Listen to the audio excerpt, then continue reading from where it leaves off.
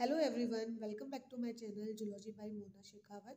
आप सब कैसे हैं? आई होप आप सब ठीक होंगे, खुशी से अपनी तैयारी कर रहे होंगे, आगे बढ़ रहे होंगे। प्रीवियस जो मैंने वीडियो डाले उसके कमेंट सेक्शन जब मैंने देखा तो ज़्यादातर बच्चों को दिक्कत आ रही है कि हम अपने जो नोट्स बनाए वो मैडम हम अपने नोट्स बनाए कैसे।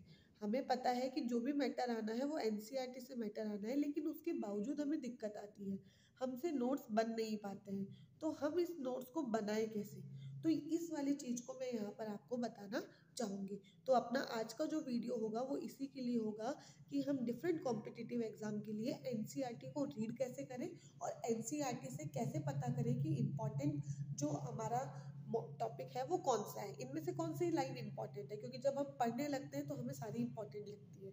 तो आज का ये सेशन इसी का होगा। आप सभी अपने फ्रेंड से इसे शेयर करें और स्टार्ट करते हैं आज का सेशन जो कि है आपका इसके बारे में। तो बात करते हैं, इसके लिए मैंने जो चैप्टर लिया है वो मैंने 11th क्लास का 3rd यूनिट का चैप्टर सेल लिया है। सेल चैप्टर की हम बात करते हैं। तो एनसीईआरटी में सबसे पहले लिख रखा है, जहाँ पर व्हाट इज सेल लिखा हुआ है, सबसे पहले हेडिंग ये दे रखी है व्हाट इज सेल। और इस व्हाट इज सेल में आपको दे रखा है कि unicellular organism are capable of independent existence and performing performing एक minute and performing essential function of life। देखो इसका मतलब क्या है। तो पहले आपके ये जो एनसीईआरटी है वो आपको ये कहना चाह रही है कि जो यूनिसेलुलर ऑर्गेनिज्म मतलब जिनकी बॉडी में सिर्फ एक सेल होती है। यूनिसेलुलर ऑर्गेनिज्म कौन से होते हैं? यूनिसेलुलर ऑर्गेनिज्म वो होते हैं जिनकी बॉडी में कितनी सेल होती है? ओनली 1 सेल होती है।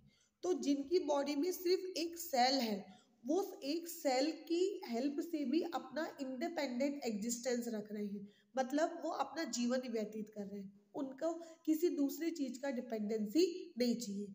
दूसरा, और अपनी जिंदगी के जैसे सारे काम हम कर रहे हैं वैसे काम वो भी कर रहे हैं। भाई वो भी खा रहे हैं, वो भी पी रहे हैं, वो भी एक्सक्रीट कर रहे हैं, उनमें भी सर्कुलेशन हो रहा है, सब चीजें उनमें भी हो रही है। तो ऐसा कैसा? तो एनसीईआरटी आपको इस लाइन से ये समझाना चाह रही है कि जो इस दुनिया में जो एक सेल है वो सेल है, वो ही लिविंग है। जो एक सेल है वो है, वही क्या है? लिविंग।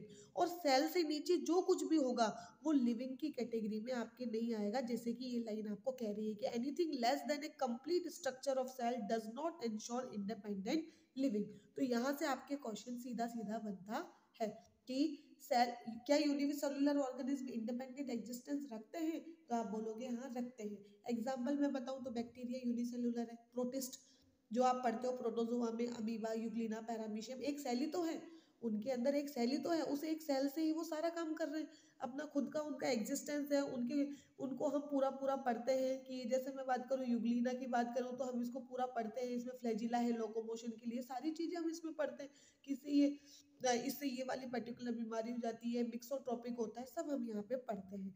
तो ये कह रहा है, तो ये समझाने की कोशिश कर रहा है कि सेल की डेफिनेशन हम इस तरीके से देंगे कि cell is the fundamental structure and functional unit of the living organism.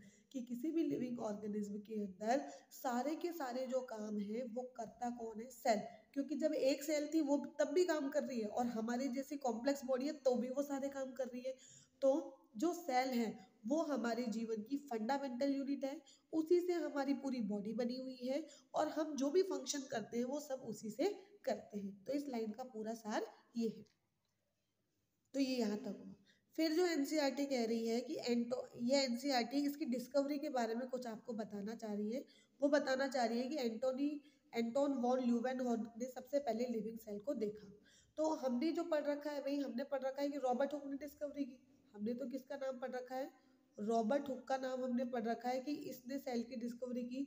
लेकिन एक्चुअली में जब हम आगे पढ़ते हैं तो हम देखते हैं कि उसने सेल को ना डिस्कवर करके जो अपने बार्क की में हनी कॉम की लाइक जो स्ट्रक्चर देखी थी, सॉरी, वो हनी कॉम की जो स्ट्रक्चर उन्होंने देखी थी, वो जो स्ट्रक्चर थी वो क्या थी? जो हनी कॉम लाइक स्ट्रक्चर उन्होंने देखी थी वो सेल वॉल थी। वो क्या थी, सेल वॉल थी, उसे हम सेल नहीं बोलेंगे। तो नेक्स्ट इंपॉर्टेंट लाइन जो हमारी एनसीईआरटी है वो हमें लिविंग सेल के बारे में बता रहा है। तो लिविंग सेल को सबसे पहले किसने डिस्कवर किया, एंटोन वॉन ल्यूवेनहॉक ने। तो ये एक इंपॉर्टेंट लाइन हो गई। उसके बाद में एनसीईआरटी कह रही है कि रॉबर्ट ब्राउन ने न्यूक्लियस को डिस्कवर किया, आप सबको ये पता है। और लास्ट लाइन कह रही है कि the invention of microscope had its improvement leading to the electron microscope and revealed the structural detail of the cell। कि जैसे जैसे माइक्रोस्कोप की इन्वेंशन हुई, ज़्यादा अच्छी क्वालिटी की माइक्रोस्कोप आए, वैसे वैसे सेल की डिटेल स्ट्रक्चर के बारे में हमें पता चला। तो हमने ये जो देखा, इस पूरे के अंदर हमने देखा कि जो इम्पोर्टेंट लाइन है, एक तो वो यूनिसेलुलर ऑर्गेनिज्म वाली है, दूसरा सेल की जो पर्टिकुलर डेफिनेशन समझाने की ये कोशिश कर रहा है, ये जा रहा है। तीसरा, इसने दो तीन डिस्कवर के नाम, दो ही सॉरी तीन नहीं, दो डिस्कवर के इसने नाम बताए। तो मैं इसे अपने नोट्स में किस तरीके से लिखूंगी, तो ये मैंने लिखे। जैसे मैंने लिखा, सबसे पहले मैंने क्या लिख दिया भाई, मैंने लिख दिया यहाँ पे सबसे पहले सेल, मैंने हेडिंग डाल दी। सेल हेडिंग डाल के इसकी जो डेफिनेशन एनसीईआरटी ने दी है बिल्कुल एग्जैक्ट मैंने लिख दिया। Structural and functional unit of all living organism. आप चाहो तो यहाँ फंडामेंटल वर्ड भी यूज कर सकते हो, क्योंकि हमारी नींव तो वही है। हम जब नहीं थे, हम अपनी मदर की बॉडी में एक सेल ही तो थे, उस एक सेल से पूरा का पूरे हमारी बॉडी बन के तैयार हो गई।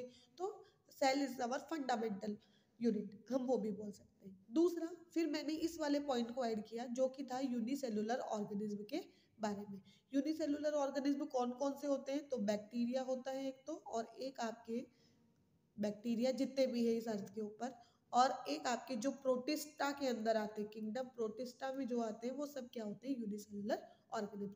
तो ये मैंने दो जो कि आपको लास्ट स्लाइड पे समझाए थे, मैंने इन दोनों पॉइंट को यहाँ पर ऐड कर लिया। नेक्स्ट, मैंने जो डिस्कवरर वहां पे बताए थे वो मैंने यहाँ पे ऐड कर लिए कि जो लिविंग सेल है उसको डिस्कवर किसने किया, एंटोन वॉन ल्यूवेनहॉक ने, और न्यूक्लियस को किसने किया, रॉबर्ट ब्राउन ने। मैंने ये चीज यहाँ पर कर ली। आगे हम देखते हैं कि नेक्स्ट स्लाइड में हम देखेंगे आगे मैंने किस तरीके से नोट्स बनाए। आगे देखो, आगे जो नेक्स्ट है वो है सेल थ्योरी। तो सेल थ्योरी की अगर मैं बात करूं तो सेल थ्योरी में सेल थ्योरी की बात करो तो सेल थ्योरी के लिए जो आपकी एनसीईआरटी कह रही है, सबसे पहले तो एनसीईआरटी कह रही है, दोस्त एक साइंटिस्ट, एक उसने ईयर दिया, उसने क्या ईयर दिया कि इन 1838 मैथियस शील्डेन ए जर्मन बॉटनिस्ट। तो ये आपके लिए इंफॉर्मेशन होगी कि ये तो ईयर है, ये साइंटिस्ट का नाम शील्डेन, और वो बॉटनी का था और जर्मनी देश से था। ये सारी इंपॉर्टेंट चीज होगी। एग्जामिन, अब बॉटनी का है तो सीधी सी बात है किसकी स्टडी करेगा, प्लांट की स्टडी करेगा। तो ये examine a large number of plant and observe that all plant, ये line point, all plant are composed of different kind of cell which form the tissue of the plant. ठीक है, तो यहाँ पर हम बात करेंगे कि सेल थ्योरी में जो पहला टॉपिक मैं लिखूंगी कि पहले टॉपिक में मुझे सेल थ्योरी के अंदर ये पता होना चाहिए कि 1838 में पहली बार इसका स्टेटमेंट आया। किसने दिया सबसे पहले, ये स्टेटमेंट दिया सबसे पहले शील्डेन ने दिया, और ये कहाँ का था, ये जर्मनी का था, और ये कौन से सब्जेक्ट का था, बॉटनी का था। और क्योंकि ये बॉटनी का था तो इसने कहा कि all plant body are made up of cell, कि all plant body is made up of cell. सीधी सी बात हो गई बात, ये मैं ऐड कर लूंगी मेरे नोट्स में, आगे आपको मैं दिखाऊंगी जो मैंने बनाए। आगे देखो, नेक्स्ट नेक्स्ट ये बोल रहा है, एक मिनट, कर्सर कर्सर का वो नहीं है मेरे, थोड़ा धीरे धीरे समझ में आ जाएगा, कहाँ चला गया। देखो,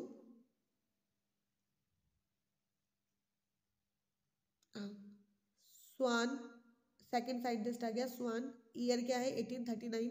ए British zoologist study different type of animal cell and head a, इसने क्या क्या बोला देखो, इसने पहली लाइन बोली ये thin outer layer which is known as plasma membrane. तो सबसे पहले आपसे बोले कि प्लाज्मा मेम्ब्रेन का सबसे पहले साक्ष्य दिया किसने, तो आप क्या बोलोगे, स्वान ने बताया।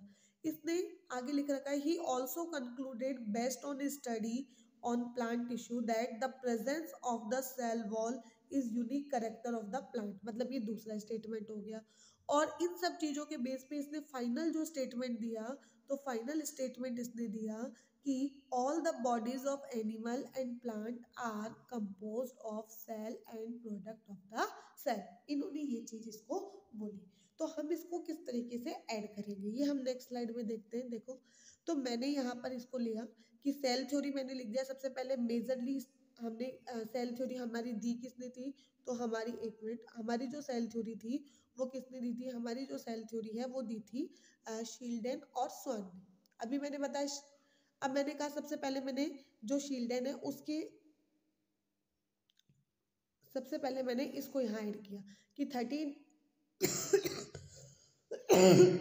सॉरी, इन 1838 शील्डेन ने कहाँ का था, जर्मनी बॉटनिस्ट का था। इसने जो बोला मैंने इस तरीके से इसको शॉर्ट में लिख दिया कि all plant are composed of different type of cell. दूसरा अगर मैं बात करूं तो दूसरा मैंने ले लिया 1839, एक साल जस्ट इसके बाद कौन आया, स्वान। स्वान जूलॉजिस्ट का, स्वान का मतलब आपको पता है एनिमल हंस है, तो आप बोलोगे जूलॉजी का और स्वान कैसा होता है, व्हाइट होता है, और ज्यादा व्हाइट गोरे लोग कहाँ होते हैं भाई, ब्रिटिश में। तो मैंने यहाँ ब्रिटिश लिख दिया, याद भी कर सकते हो। स्वान के 3 स्टेटमेंट थे। नीट वाले बच्चे असिस्टेंट प्रोफेसर का कोई एग्जाम दे रहे हैं तो ऐसे क्वेश्चन, ट्रिकी क्वेश्चन आ सकते हैं। पहला कि सेल हेडेड थिन, इन्होंने क्या कहा कि सेल के ऊपर एक आउटर लेयर होती है जिसे क्या बोलते हैं, प्लाज्मा मेम्ब्रेन। दूसरा स्टेटमेंट आता है इन्होंने कि presence of cell wall is unique character, unique character होगा।